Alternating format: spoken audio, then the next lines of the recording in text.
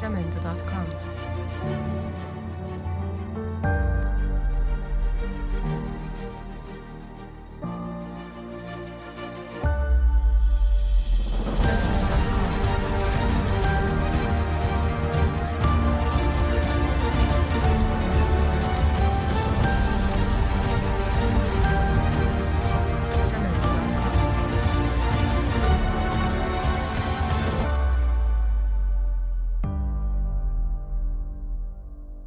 Bienvenidos a otra clase flipada de biología, hoy la número 30. Hoy vamos a ver cómo las membranas actúan, cómo pueden funcionar y sobre todo cómo intercambian sustancias con el medio externo. Espero que os guste.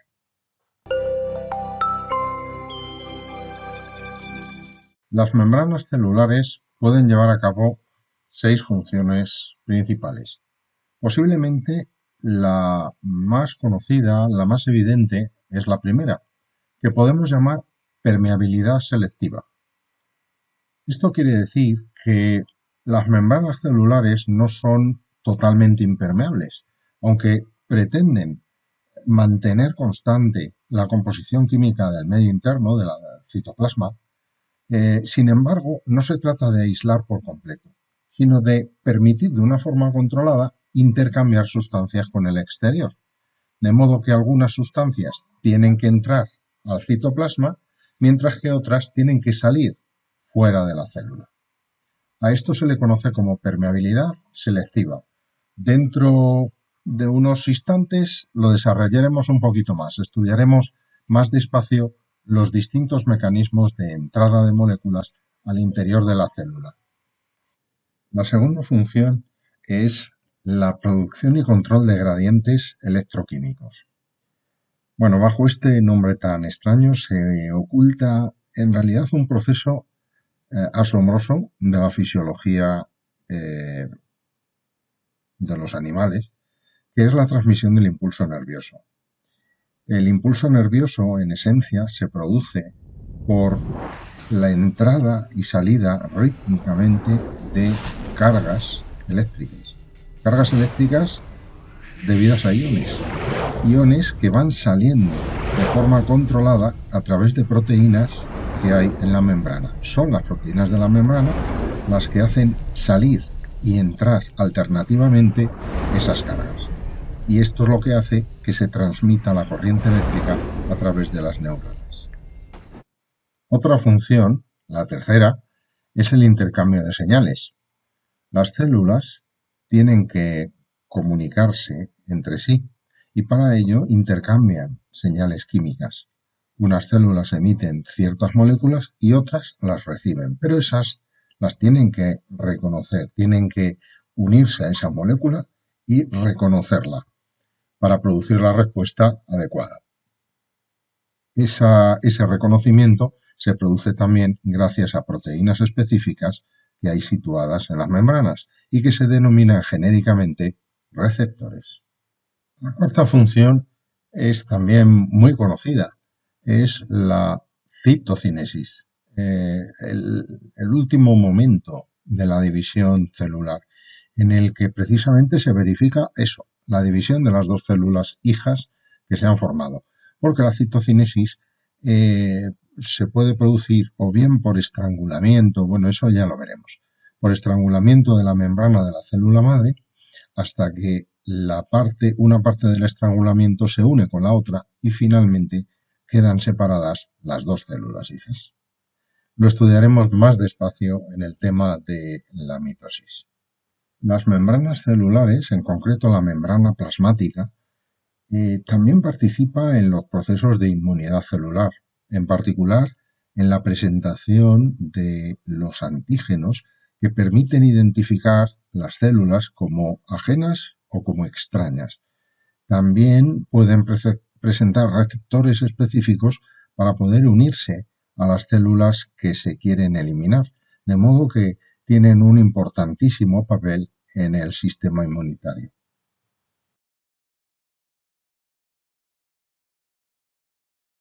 Finalmente, la sexta función que puede realizar la membrana plasmática es la realización de dos procesos, la endocitosis y la exocitosis.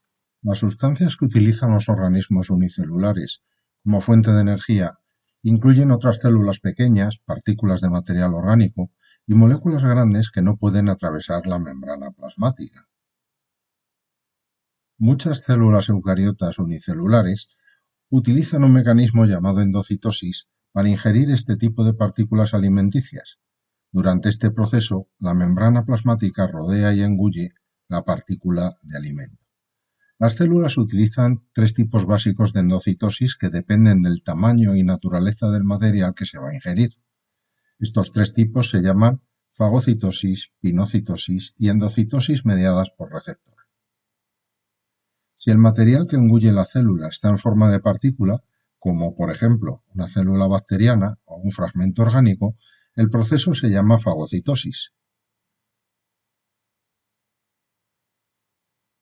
Si el material es líquido, se llama pinocitosis.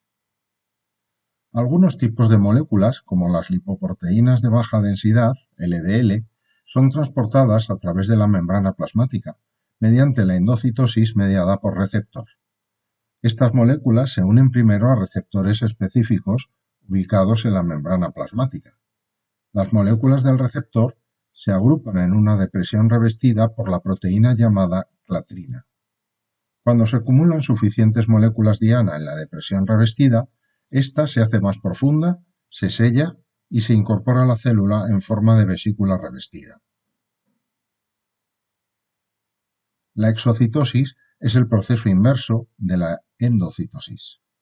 Este proceso resulta en la descarga de materiales desde las vesículas unidas a la membrana que se desplazan a la superficie interior de la membrana plasmática.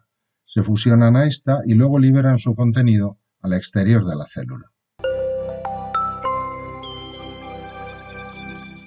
Vamos ahora a ver con más detalle la permeabilidad selectiva, estudiando los mecanismos de intercambio de sustancias a través de la membrana celular. Bueno, como veis hay 4 mecanismos en total, agrupados en 2 categorías. La primera es el transporte pasivo. El transporte pasivo se produce a favor de gradiente, es decir, se produce por un mero proceso de difusión que ya conocéis y por lo tanto van a pasar solutos del lado más concentrado al lado menos concentrado. Claro, para eso la membrana tiene que ser permeable, tiene que permitir el paso del soluto, ¿no? Y de eso van a depender las distintas modalidades. Bueno, en cualquier caso, el transporte pasivo, como ocurre de forma espontánea a través de la difusión, no requiere gastar energía y por lo tanto la célula no invierte nada de energía, no gasta ATP en el transporte. Sin embargo, en el transporte activo, el transporte sucede al contrario, es decir, ocurre en contra del gradiente. Para poder ir en contra del gradiente hay que gastar energía. En este caso, el transporte se produce de donde el soluto está menos concentrado a donde está más concentrado. Por eso es contragradiente y por eso hay que gastar energía. Es como bombear agua de un pozo. El agua puede caer al pozo gratis por gravedad, pero si nosotros la queremos sacar 2 metros hacia arriba, tenemos que gastar gasoil en bombear con un motor el agua hacia arriba. Bueno, dentro del transporte pasivo hay 3 modalidades que son la difusión simple, en donde los solutos atraviesan directamente la bicapa, y la difusión facilitada que se produce a través de proteínas. Las proteínas pueden ser canales huecos y por tanto son proteínas, digamos, inespecíficas, o pueden ser proteínas específicas que se llaman proteínas transportadoras carrier o permeasas. Estas proteínas se unen al soluto y cambian de forma para permitir el paso del soluto en una dirección o en otra de la membrana. Ahora lo vamos a ver más despacio. Y el transporte activo ocurre igual, pero gastando energía, es decir, requiere la utilización de una proteína transportadora o carrier, pero esta proteína funciona gastando energía en forma de ATP. Por difusión simple pueden atravesar la membrana pequeñas moléculas que sean apolares o débilmente polares, como pueden ser lípidos, hormonas, ácidos grasos, moléculas apolares como el oxígeno y el CO2, o incluso moléculas poco polares pero pequeñas como el agua.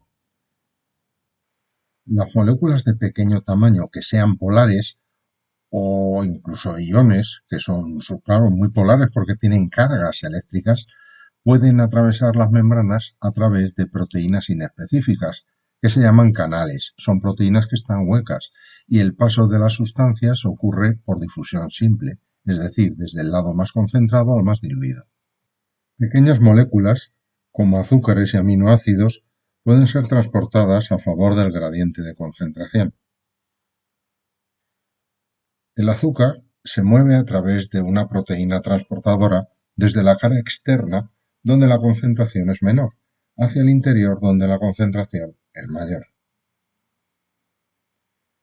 El transporte de azúcar, acoplado a la proteína, es promovido por el movimiento de iones como el sodio o protones, que se mueven a favor de gradientes de concentración desde la región de alta a la de baja concentración. Los iones sodio y el azúcar o aminoácido específico se unen simultáneamente a la misma proteína transmembranal en la cara externa.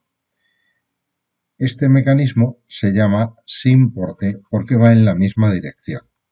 También puede producirse el movimiento de sodio hacia adentro acoplado al movimiento de otra sustancia como el calcio hacia afuera.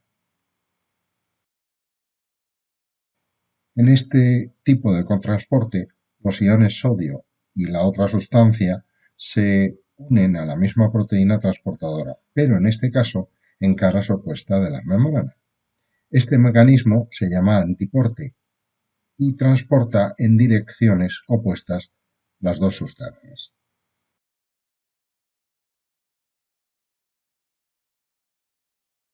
El transporte activo está principalmente representado por el mecanismo conocido como bomba de sodio y potasio.